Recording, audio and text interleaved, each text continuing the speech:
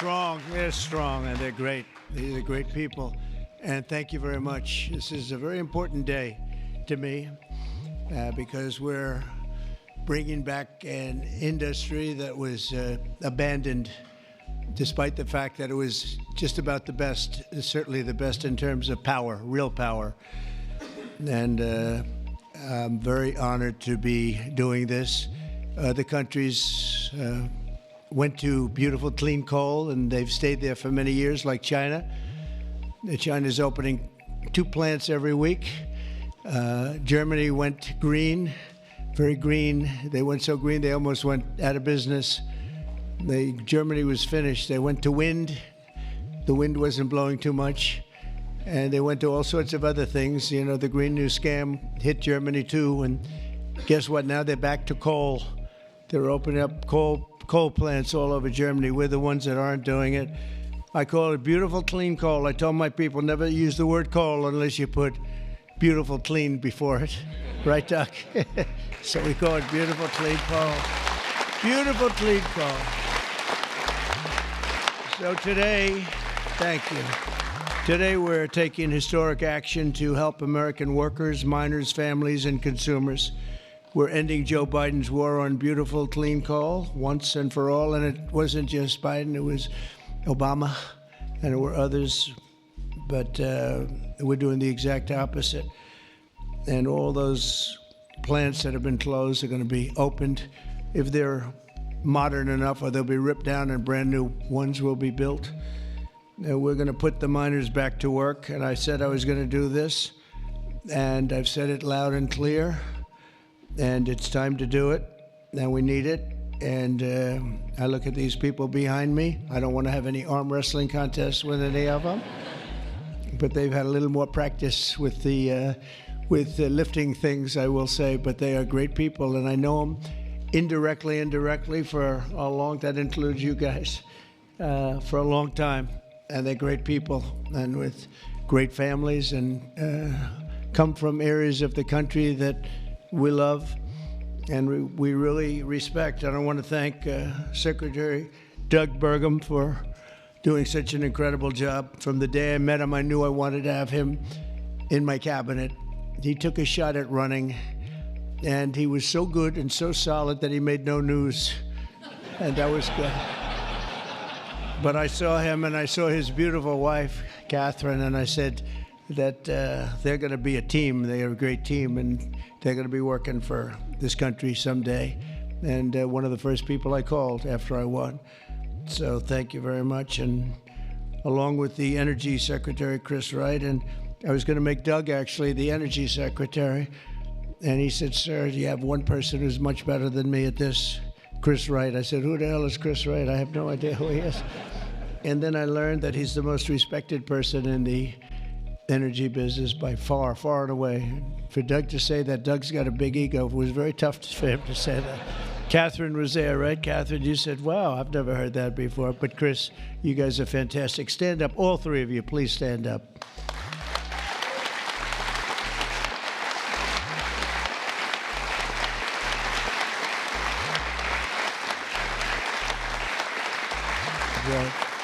Yeah, that's a great team. It's no better team than that. And they're going to produce energy the likes of which nobody's seen before. You know, we need to do the AI, all of this new technology that's coming online. We need more than double the energy, the electricity that we currently have. You take all of the electricity in the country right now for houses, for buildings, for everything.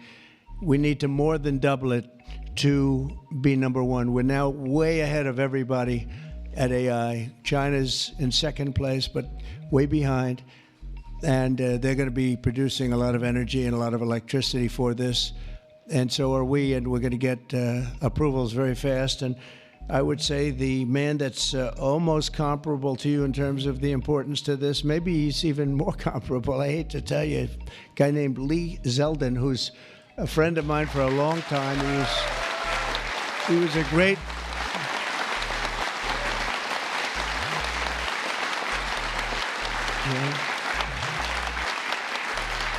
Lee was a great lawyer, and he ran for office, and he won immediately. I gave him a very important endorsement. He won for Congress in an area that was unwinnable. He couldn't have, they were all saying, why is he wasting his time? That's Democrat territory. And I liked Lee and knew Lee, and he ended up winning a seat in a massive upset. Nobody knew what happened, actually, and then he was there for a long time. How many years were you there? 8. 8 years. Was very popular, and then he almost won the governorship of New York, which is lost by a few points, which was an amazing run. And I said, we got to get you in with us in some form, and we did. And he's head of the environmental agency, EPA, and doing a great job. And I said, if we have a nuclear power plant, Lee, can you get it approved in less than a month? He said, what? He said, I'll do it faster. And by the way, he'll do a fast job, but he's going to do also a great job. It's going to be an important job. We don't even smile about it, but you know, I've been involved in the approval process for a long time, having been in real estate, and you go years and years and years for absolutely nothing. And even in those days, I used to say, you know, this whole thing could have been approved in a week or 2 weeks or 3 weeks, and it would have been just as good. But they'd take you down the path, and you'd spend years waiting, and then sometimes you get rejected. I wasn't rejected too much. I was the king of zoning. I did well, but it was such nonsense. It was so terrible. The process was so terrible. But this is the big leagues now, and he's the head person in the whole country, and I appreciate it, and I appreciate you doing it. And already they're respecting you very greatly. So thank you very much, Lee. Great job.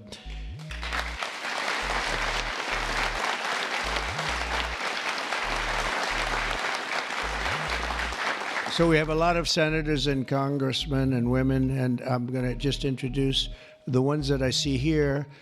Because you know, it's always a problem when I do this, because I leave 1 or 2 out, and that's the end. I never get their vote again. I never get their vote. It takes years to recover, but we'll give it a shot, because Senator John Barrasso, who's my friend and a great gentleman. Thank you very much, John, for being here. Thank you, John. Cynthia Lummis, fantastic woman who believes like I do, and she believes like I do in these people, right? She believes in them maybe even more than I do. That's pretty good from day one. Thank you, Cynthia. You're doing a fantastic job. Kevin Kramer, my friend. Where is Kevin? Because Kevin, I think he was here, because he had a problem, and I just will pay my respects. He wanted to be here so badly, but he had a difficult problem that he's working through, and we all love Kevin. John Hoven. John, thank you very much. Thank you very much. Steve Daines. Thank you, Steve. And Steve is a picker of great candidates, like he picked a guy named Tim Sheehy, who's here. Where's Tim? Where is Tim? Thank you, Tim. And Tim Sheehy has turned out to be a wonderful senator, and that was your pick. And we went with it, and you were right. And we have a great one in Tim, so thank you, Tim, and thank you, Steve. Shelley Moore Capito. Shelley, thank you very much. West Virginia, from West Virginia, she has to like, you have no choice. Even if you didn't like it, you have to like all, right?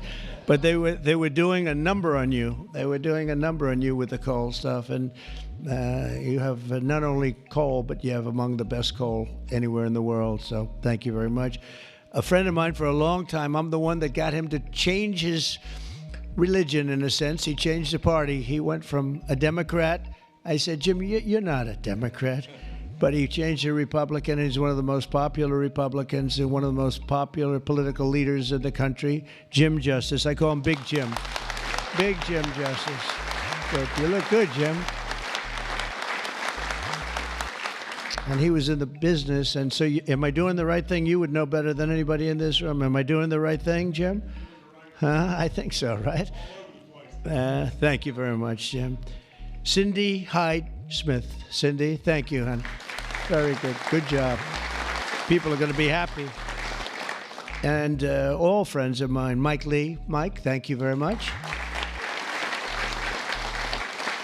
We have a lot of people from Congress, congressmen and women, representatives. Morgan Griffith. Morgan, thank you. Thank you very much. Bruce Westerman. Bruce, thank you, Bruce. Bob Latta. Bob Latta. Thank you, Bob. Good job. Troy Balderson. Troy, haven't seen you in a long time. Since that early race, I endorsed him before anyone knew who he was, and he ended up winning. That was another surprise, right? And that was a long time ago. Yep, you're doing a great job. Thank you very much, Troy. Carol Miller. Carol, thank you. Carol, West Virginia. Riley Moore. Riley. Hi, Riley. Thanks. Mike Boast. Mike, thank you very much. Troy Downing. Troy, thank you. Oh, he has something. What is it, coal? Is there coal in that bag? Huh? I like it. I'll take it right now. Thank you very much. Hal Rogers. Hal, thank you. Thank you, Hal. Andy Barr.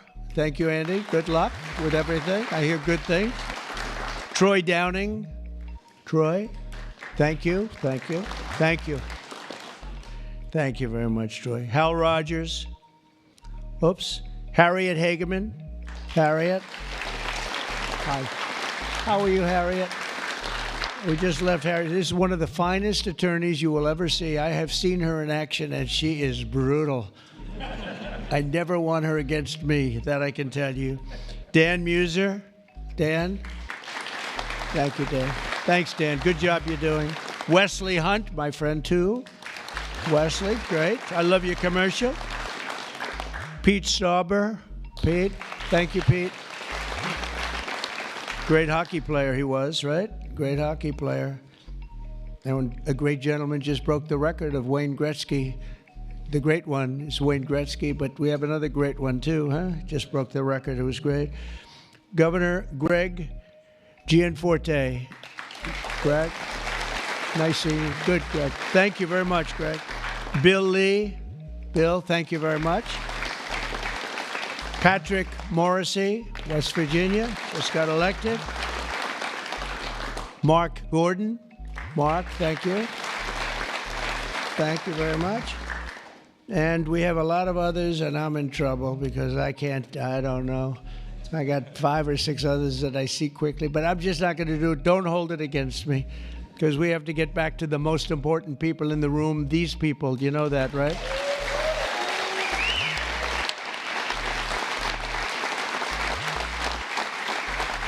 So the energy workers and the coal miners in the area that I'm standing on, and that's a lot of weight on this platform, so I don't know what's going to happen. I hope it's structurally designed for you guys. I don't know. But we have just really well-deserving, great American patriots, and it's such an honor to be here and making such a big move, such a bold move in energy. Because, you know, for years, people would just bemoan this industry and decimate the industry for absolutely no reason, because with modern technology and all of the other things that we do, it's one of the great forms of energy. That's why other countries, leading countries, are using it, some exclusively. For 4 long years, Joe Biden and congressional Democrats tried to abolish the American coal industry. They did everything in their power while he was awake, which wasn't much, shutting down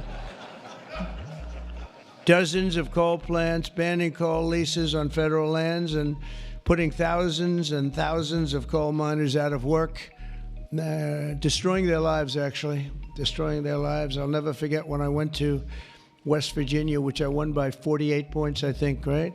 Big Jim, I won by 48 points. But in the first campaign where Hillary Clinton was about 4 states too early, and she was talking about how bad coal was and how they were going to teach coal miners how to make widgets and gadgets and technology, which they didn't want to do. They want to mine. One thing I learned about the coal miners, that's what they want to do. You could give them a penthouse on Fifth Avenue and a different kind of a job, and they'd be unhappy. They want to mine coal. That's what they love to do. And she was going to put them in a high-tech industry where you make little cell phones and things. I don't know. Do you think he'd be good at that? I don't know. I would be. You don't want to be. And she was brutal about 3 weeks before, but then she had a problem. She went to West Virginia looking for votes, and that was a bad situation. You remember that? And there was a coal miner around the table with his family, and he was in tears because of what they had done to him and his family. And I hope he's still around, but that man made quite an impression on the world and the public. And we ended up winning in a great election, but we ended up winning by a lot. The Democrats' Green New Scam killed jobs and sent prices soaring here in America. But meanwhile, China opened 2 coal plants every single week, and other countries likewise went very strongly back into coal. Some of them never got off. Those are the ones that didn't have the problems. The Biden energy policy was to put America last. We want to be last. We got to be last. Not a good policy. Under my administration, we're putting America first. It's very simple. America's always going to be first. On my first day in office, I terminated the Green New Scam. I declared the national energy emergency and withdrew from the unfair, one-sided, and extremely costly to the United States only Paris Climate Accord.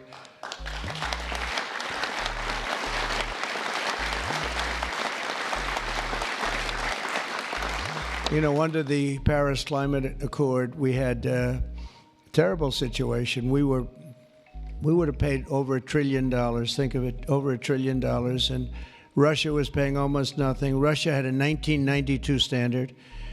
China was paying nothing. China didn't kick in until 2035. This was 5 years ago. So they didn't kick in for many years. India had no standard whatsoever. But we had the highest standard you could imagine, and we had to start paying from day one, and we had to pay lots of money. We paid for everything. So I was not a big fan of the Paris Accord, and I let it be known, and I got out of it early. Then they went back into it, and now we get back out of it. And hopefully we can be there for a long time, okay? A long time, because it was a scam to take money away from the United States and actually hurt us very badly with coal and with other things. Now, under the executive order that I will sign in a few moments, we're slashing unnecessary regulations that targeted the beautiful clean coal. We will rapidly expedite leases for coal mining on federal lands, and these 2 gentlemen are going to do a real job of it. You've already started. And we'll streamline permitting. We will end the government bias against coal, and we're going to unlock the sweeping authorities of Defense Production Act, the Defense Production Act, to turbocharge coal mining in America. They made it impossible. I know a friend of mine has a plant. He said, you know, it's a shame. I'm ripping it down and I'm replacing it with another form of energy. I won't tell you because it's also very good, but it's not as powerful as this. He said, you know, the plant I'm building, the new plant, is literally half as good. It's no less, you know, it's not probably even as good environmentally, but he said it produced half the power for more money, much more money. It'll never compete with that beautiful plant I have down the road, which was really a modernized coal plant. Well, he'll be happy to know that he can open that plant up very quickly, and it's going to produce a lot. But he was complaining. He said, this is so much better. He wasn't doing that as politicking me. He was doing that because that's what he felt. And he knew every form of energy. We talked about that. He knew every form of energy. But our government is going to do something that's very different. And I don't think even you two know about this. This was my idea from about 15 minutes before I got up here. We're going to guarantee that we have a strong business for many years to come, that your coal companies and your miners don't get all excited about their jobs, and then should a radical left liberal become president, they end the business right away, and somebody's built a plant and spent hundreds of millions of dollars in building a plant, and the plant is going to be closed because a Democrat got in or a liberal got in. They're opposed to coal, and Republicans are very much for it, clean coal. And we're going to give a guarantee that the business will not be terminated by the ups and downs of the world of politics.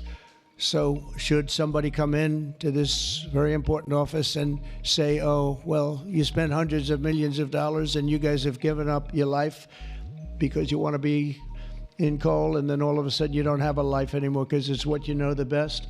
That's not going to happen. We're going to give a guarantee that it's not going to happen, so that if somebody comes in, they cannot change it at a whim. They cannot just going to go. They're going to have to go through hell to close you up. All right, so that's pretty good. We're going to give that in the form of a guarantee that we're writing on right now structurally and from a legal standpoint. So your investments are going to also be protected.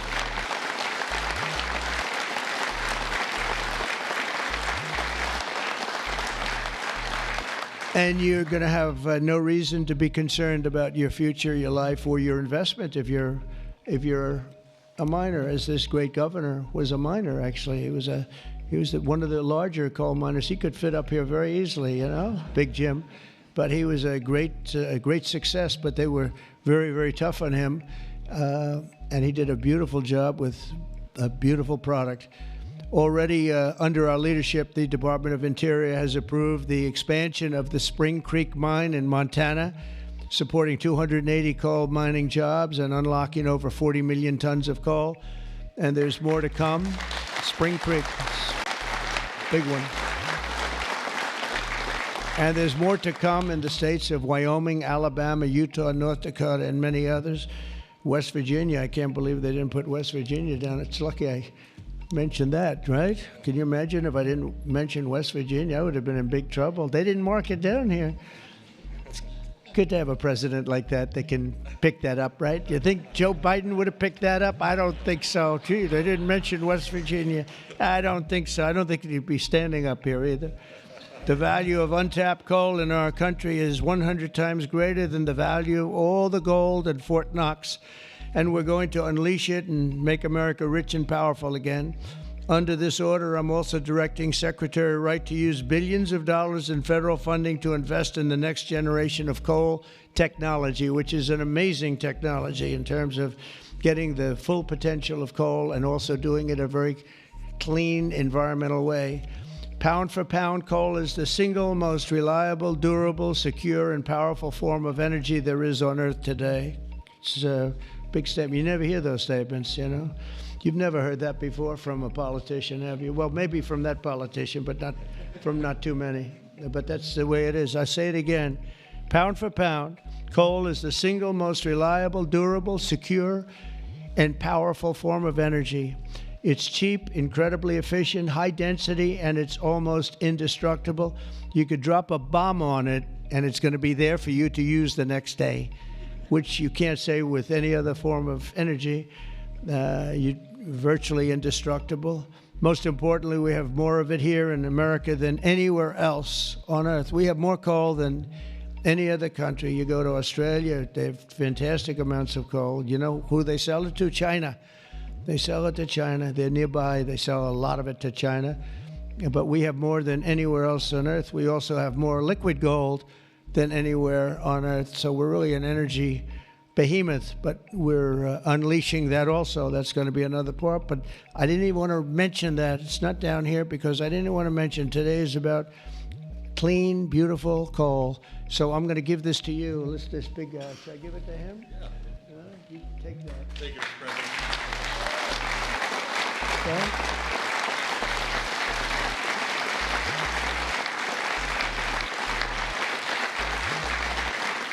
For example, we believe it's possible to extract enormous amounts of critical minerals and rare earths, which you know we need for technology and high technology in the process of coal mining, making in America the mineral superpower of the world, actually. In addition, I'm instructing the Department of Justice to identify and fight every single unconstitutional state or local regulation that's putting our coal miners out of business. And we are withdrawing all of those objections from our government today. It's all being withdrawn. So all of you people that have been fighting for your lives, we are withdrawing all of that today. We have excellent lawyers, excellent. Have you noticed that lots of law firms have been signing up with Trump? $100 million, another $100 million for damages that they've done. but they give you $100 million, and then they announce that. But we have done nothing wrong, and I agree, they've done nothing wrong. But what the hell? They give me a lot of money considering they've done nothing wrong. And we'll use some of those people, some of those great firms. They are great firms too. They just had a bad moment, but we're going to use some of those firms to work with you on your leasing and your other things, and they'll do a great job. I think they're going to do a fantastic job. And for those of you that want to know the tariffs, you've been hearing about tariffs, we're taking in almost $2 billion a day in tariffs. $2 billion a day. And we're doing very well.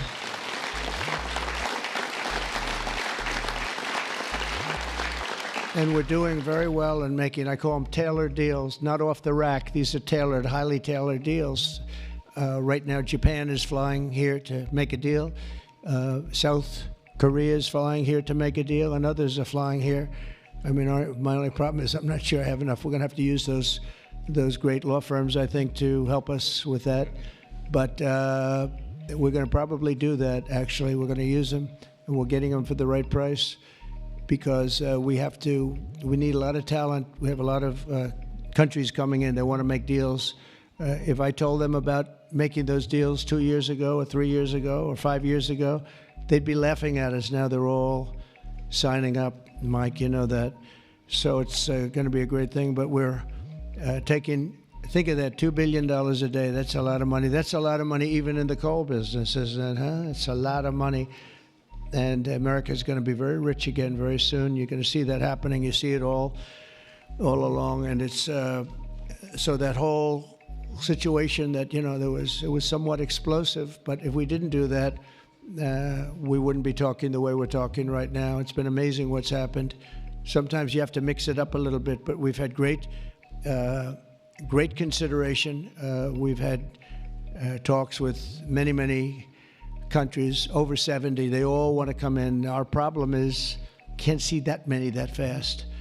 But we don't have to, because, as you know, the tariffs are on, and the money is pouring in at a level that we've never seen before. And it's going to be great for us. It's going to be great for other countries. We've been ripped off and abused by countries for many years with the tariff situation. They've used tariffs against us. We didn't use tariffs against them or in any way. I mean, we just didn't use them of any monumental proportion.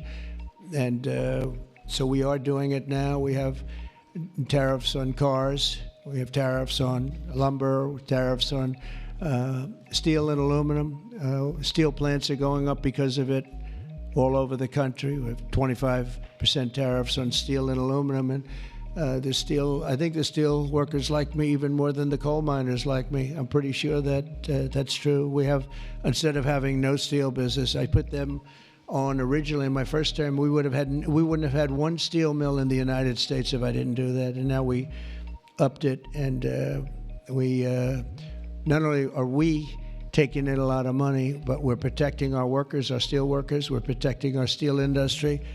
And one thing you know, that steel and things like steel you need, because you need it from a defense standpoint. You need steel for your tanks and your planes and your everything. And certain industries you can get away with not having, but others you need, and steel is one you need. So I want to let you know that's in full force and effect. And literally as we speak, I spoke to executives in the steel industry over the last few days, and they're all coming in to build plants in the United States of America, because if you build them in the United States, you have no tariffs to pay. There are no tariffs to pay, zero. If you build them outside using outside labor and hurting our businesses, and you send your product in, you have to pay a price for that, and they will be having tariffs, as you know. It's an amazing thing. This has been something used against us for many years by other countries, China in particular, but others, not just China, others, and taken advantage of us, ripped us off, and left us for dead, frankly. And I believe if I didn't become your president, I believe that this country would have had problems like they've never had before, because it was serious damage in so many other ways. Not only the border, where people came rushing into our country from prisons and jails and mental institutions, murderers, drug dealers, and some vicious, vicious criminals. 11,088 murderers came into our country. We have to get them out. We're getting them out. 11,088. Of that number, half committed murder on more than two people. And this is what they allowed into our country with their open border policy of lunacy. And we're taking care of that, just like we're taking care of you today. We're taking care of that. I want to thank Kristi Noem and Tom Homan for doing an unbelievable job. The whole thing is, the job they're doing is incredible. It's really an unforced error. It should have never happened that we have to be spending such time and resources, Mr. Senator, right, on getting people out of our country that shouldn't be here. I mean, literally from mental institutions, insane asylums were opened up and emptied into our country. Prisons from all over the world, not just South America, prisons from, think of this, from Africa, the Congo, a lot of people from the Congo, prisons in the Congo, prisons from Asia, from all over, were opened up. And I knew that when I heard it was an open border policy. I said, if you do that, every country is going to be dumping people that they don't want into our country. And that's what's happened, but we're cleaning it out.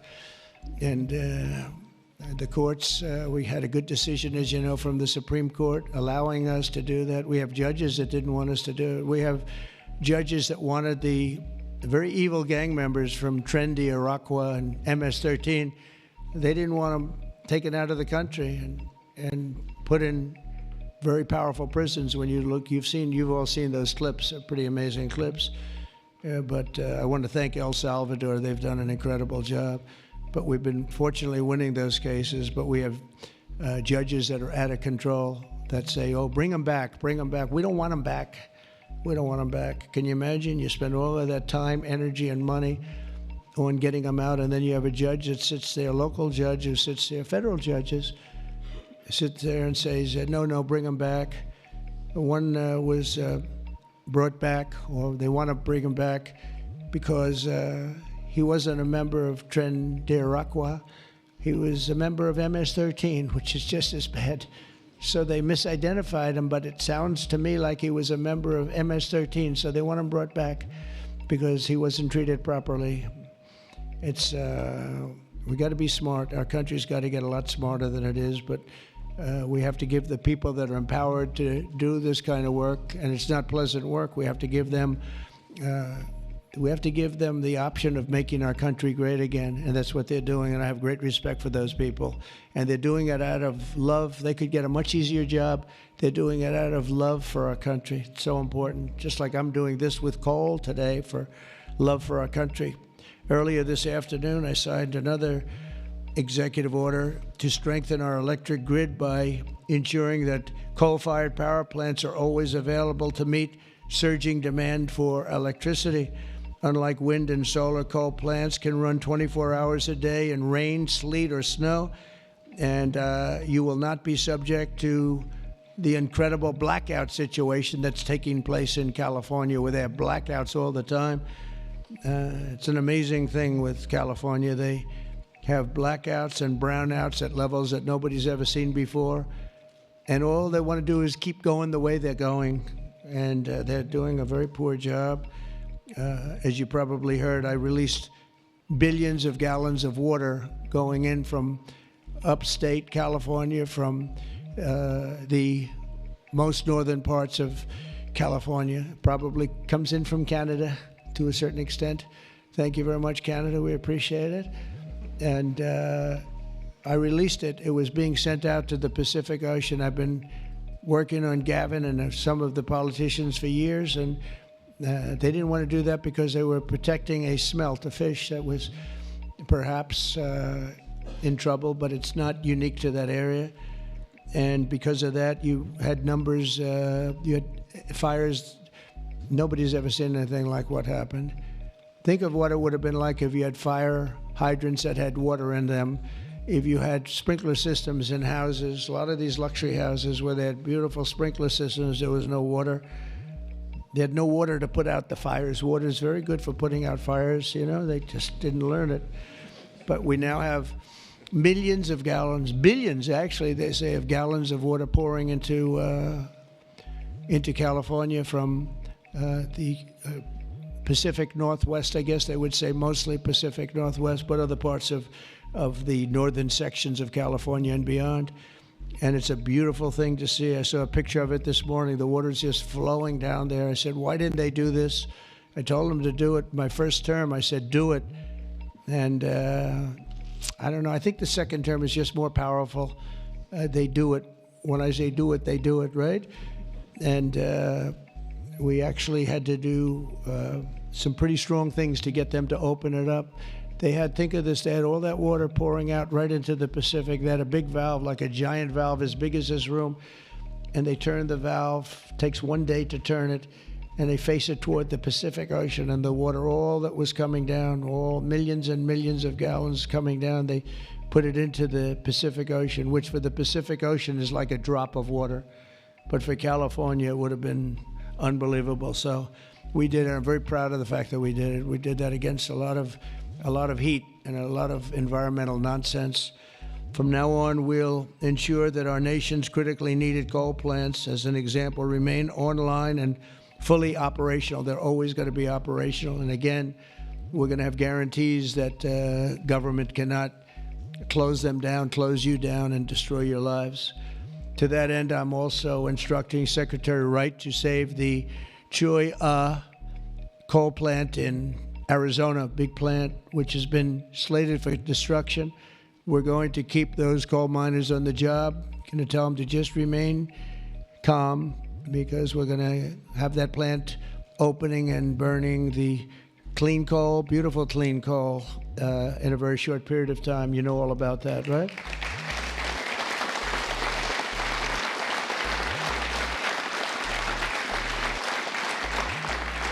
That's a big one. As part of our historic deregulatory efforts this afternoon, I'm also granting immediate relief to 47 companies operating 66 coal plants, very big ones all over the country, recusing and making them available for coal production almost in the immediate future. But we're going to be crushing Biden-era environmental restrictions. These are restrictions that made it impossible to do anything having to do, frankly, with energy, even beyond coal. It's really beyond even coal. We have clean air, we have clean water, and now we have clean coal. And at the same time, we're gonna do other things and with other forms of technology and also energy, like our country has never really seen before and never been known to do before, because of all sorts of restrictions having to do with the Green New Scam, which, by the way, was devised by somebody that never even studied. You know that? They never even studied anything to do with the environment. It was a young congresswoman. She came up with the idea. And based on that, I guess we only have, well, actually, we should have all been gone, because they gave us only a few years left on Earth, right? Right, Greg? We were going to be gone. We're all going to be gone. The environment, no. What they have to worry about is the nuclear heat. They don't have to worry about environmental heat. They have to worry about nuclear heat. And if we're smart, we're working on that right now with others having to do with Iran and some other countries. But that's the heat you're going to have to worry about. You don't have to worry about the air is getting warmer. The ocean will rise 1/4 of an inch within the next 500 to 600 years, giving you a little bit more waterfront property. They say this is going to. These guys can handle that. The nuclear we have a bigger problem with, right? So we're going to make sure that that's safe. We're going to make sure that that's safe. With us today are some of the amazing workers who will benefit from these policies, the policies that we're doing and so proud of doing, including Jeff Crow, a miner from West Virginia. Jeff, would you come up and say a few words? Jeff, come on up here, Jeff.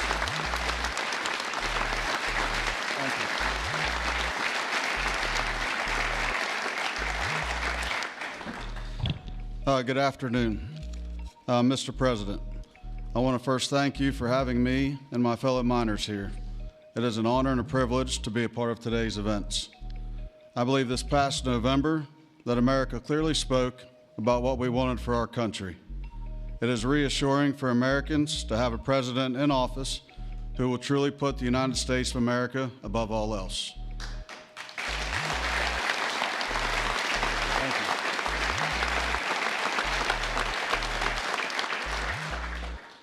With putting America first, you have spoken numerous times about energy independence. I believe most don't understand the importance of that. Coal is one of the major factors in energy independence and accounts for a large portion of America's energy. Coal is one of the most reliable and cheapest forms of electricity. For too long, coal has been a dirty word that most are afraid to speak about. Most of those that would speak negatively about coal do so from an uneducated standpoint. Many are unaware of the engineering and technology that are used in today's mining to create a clean, energy-efficient product. All of this is done while using the safest practices in the industry. Speaking for West Virginia, coal provides approximately 50,000 jobs for those that work in the mines and the businesses that support them. It also accounts for over 50% of West Virginia's export product. To name a few, we employ engineers, teachers, physical therapists, accountants, truck drivers, high school and college graduates. All of these occupations and graduates have turned to the coal industry to provide a better way of life for them and their families. Everyone in our industry works long hours and days to provide a reliable energy product, and too many times it goes unnoticed.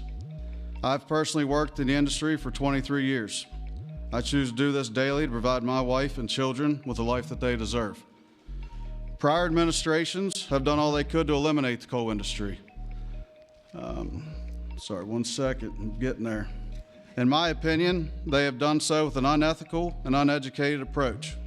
But we are still strong, we are still here, and we are still needed in order to make America great again.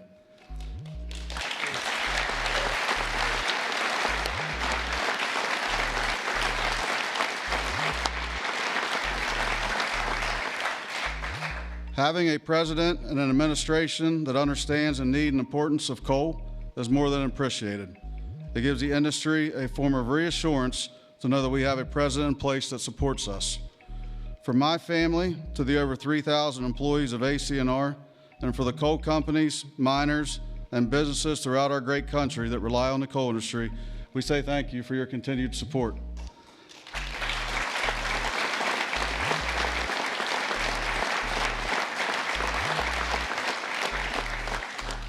I personally thank you for what you do for our country and for our industry. It has been my pleasure to be here today to help you usher in the golden age of America. That's good. Thank you. Thank you. Appreciate that. Thank you.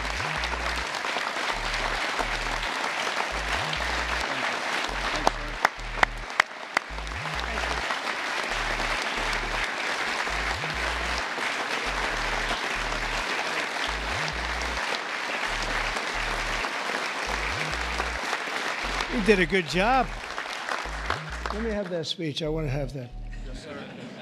I had a couple of good lines in there when I came up. No, actually, what I want to do, I'm going to sign it for you because I mean, he worked hard. Look at it, and look how good his eyes must be to read that.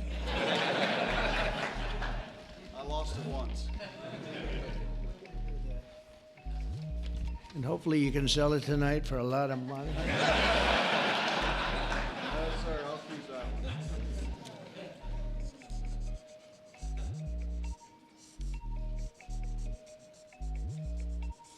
That's great. Thank you very much.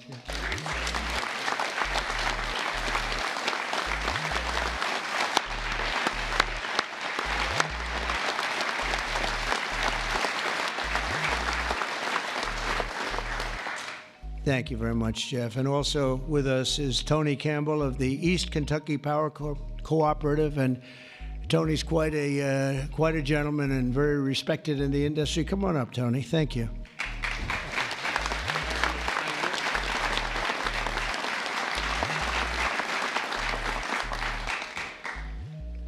Mr. President, on behalf of East Kentucky Power Cooperative, the National Rural Electric Cooperative Association, and electric cooperatives across this America, thank you for your leadership to restore American energy dominance. Electric co-ops keep the lights on for 42 million Americans across 56% of the land mass. We are owned by the communities and businesses we serve and provide electricity to growing communities, new data centers, and manufacturing plants. Mr. President, electric co-ops are powering America, and we are proud to partner with you and your administration to power America into the future.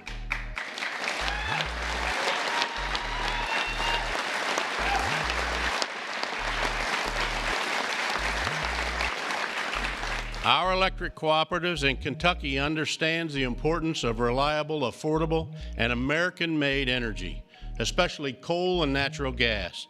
Coal fuels most of the electricity generated by our cooperative. America must keep coal plants open and running to ensure reliable electricity when we need it most. To meet growing demand over the next decade and ensure fuel security, America will need more always available electric generation power, such as coal.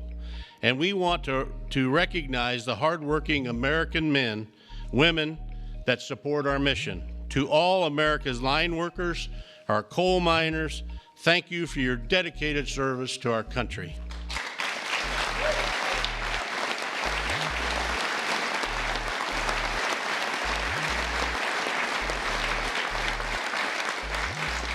Affordable and reliable electricity is the cornerstone of our economy, especially American manufacturing.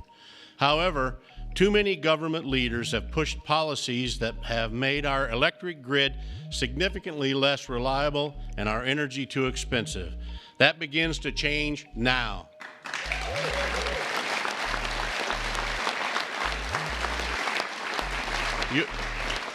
Your actions today will prevent the premature closing of essential power plants and help us meet tomorrow's energy needs.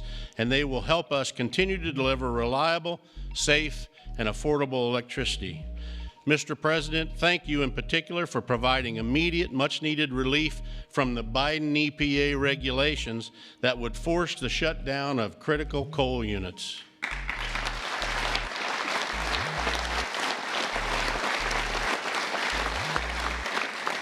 Finally, I want to say congratulations on the all-star energy team you've assembled. Electric co-ops have already been working with Secretaries Bergrum, Wright, and Rollins, and Administrator Zeldin, and we are excited for all we can accomplish together. Mr. President, thank you again for your actions today and for your support for the electric cooperatives as we work to keep the lights on in America. Thank you, Mr. President.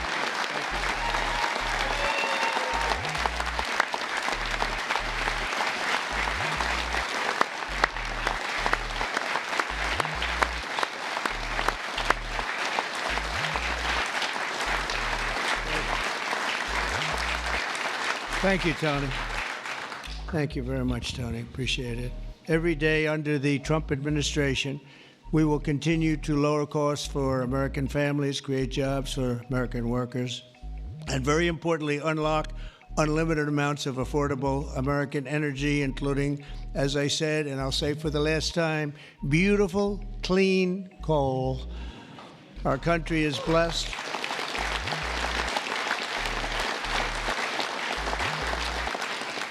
Our country is blessed with the most abundant natural resources on earth, as nobody has what we have. And we're going to use it, too. We're going to use it in a very responsible way. Together, we're going to tap that magnificent potential to give our people the glorious future that they deserve, better than they've ever had in the past. I mean, they had a good future, a little, if you look 20 years ago, they thought they had a good future, and it was ripped away from them, torn away from them with nonsense. And we're not going to let that happen. This is going to be a glorious future for them. And I want to thank everybody for being here. And I want to thank you and you and you and that whole group and our senators, by the way, and our great congressmen and women for being here in such a large number, because you've been helping us make these decisions. These are big decisions, and this is a really big one. And this is one that's going to be, I think we're going to look back and with great pride at what we've done today, not just in putting people to work, but at really reawakening our country. And thank you very much, and thank you all for being here. Thank you very much.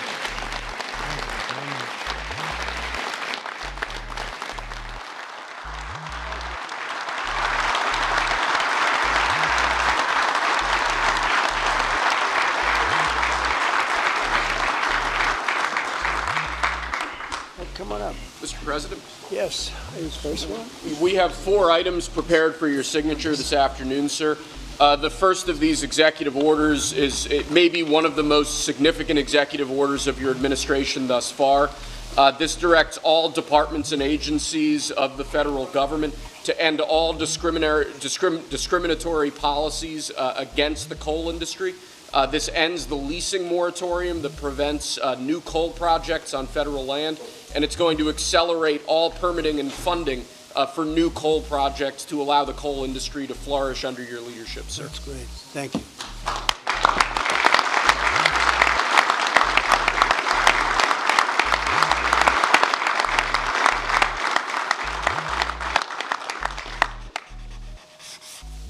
Okay.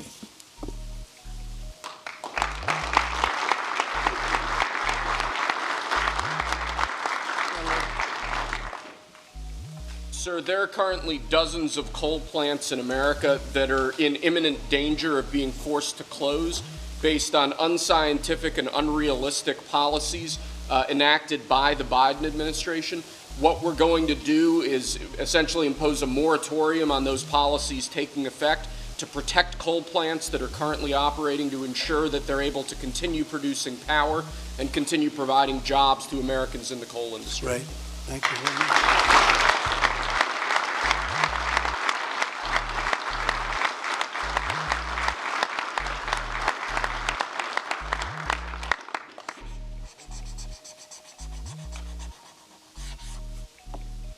Okay.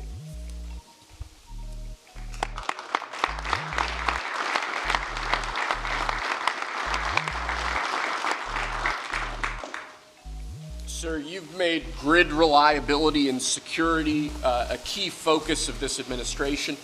This executive order is going to promote grid security and reliability by ensuring in part that our grid policies are focused on secure and effective energy production and energy transmission, as opposed to woke policies that discriminate against secure sources of power like coal and other fossil fuels.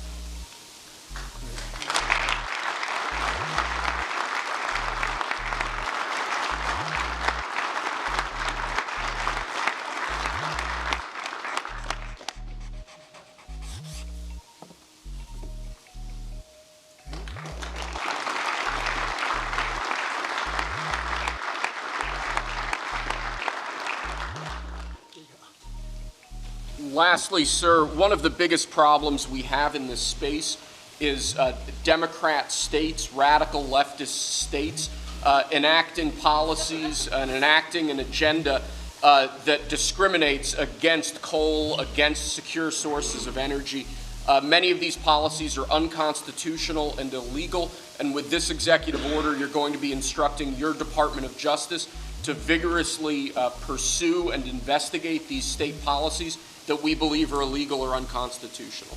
Good. Thank you.